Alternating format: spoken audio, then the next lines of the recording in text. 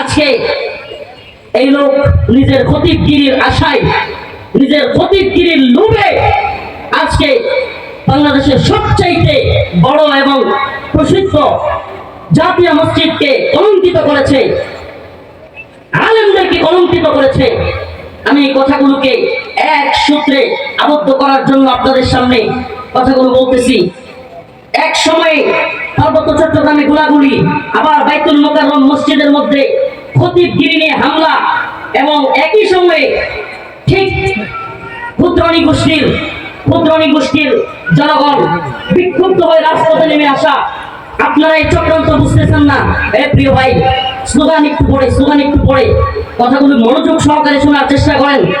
একই সময়ে পার্বত্য চট্টগ্রামে গোলাগুলি, একই সময়ে বাইতুল মুকাররমে খতিবগিরি নিয়ে মারামারি, আবার পার্বত্য চট্টগ্রামের ক্ষুদ্রণী গোষ্ঠী রাস্তায় নেমে আসা, তারা আন্দোলন মুখর হয়ে যাওয়া, এবং তারা শান্তি চায় কিন্তু সেনা মোতায়েন চায় না। আশ্চর্যের বিষয়, শান্তি চায় কিন্তু কি চায় না?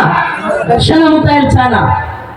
এই ধরনের কথা বলে ওই জায়গাটাকে আমার আপনার ইসলামের ভূমি এই ভূখণ্ড থেকে পৃথক করবার যেই ষড়যন্ত্র চলছে, আজকে আমরা সেই ব্যাপারে খবরই নেই। যেই ব্যাপারে আমাদের দৃষ্টি নিবদ্ধ রাখার কথা ছিল, যেটা আল্লাহ রাব্বুল আলামিন নিজে কোরআনে শত শত বছর আগে জানাই দিয়েছেন।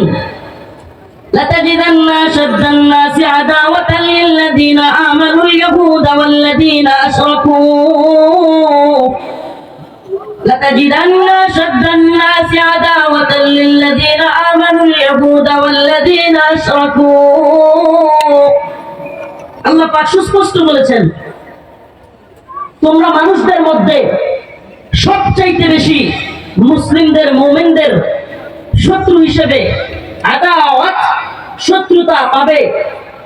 আশাদ্দান নাস আদাওয়াতাল লিল্লাযিনা আমানুল ইয়াহুদ ওয়াল্লাযিনা আশরাকু। এদের এক দলের নাম হলো ইহুদি, আরেক দলের নাম হলো মুশরিক। একটু ধৈর্য সহকারে একটু মিলায় দেখেন। এবার ফিলিস্তিনে মুসলমানদের উপর ভয়াবহ নির্যাতন করতেছে এই লোকগুলো কারা? ইহুদি। গোটা পৃথিবীতে সবচাইতে বেশি মুসলিমরা নির্যাতিত দুইটা অংশে, একটা ফিলিস্তিন আর একটা কাশ্মীর। তো বলেন, কাশ্মীরে নির্যাতন করতেছে কারা? মুশরিক। আর ফিলিস্তিনে নির্যাতন করতেছে কারা? ইহুদি।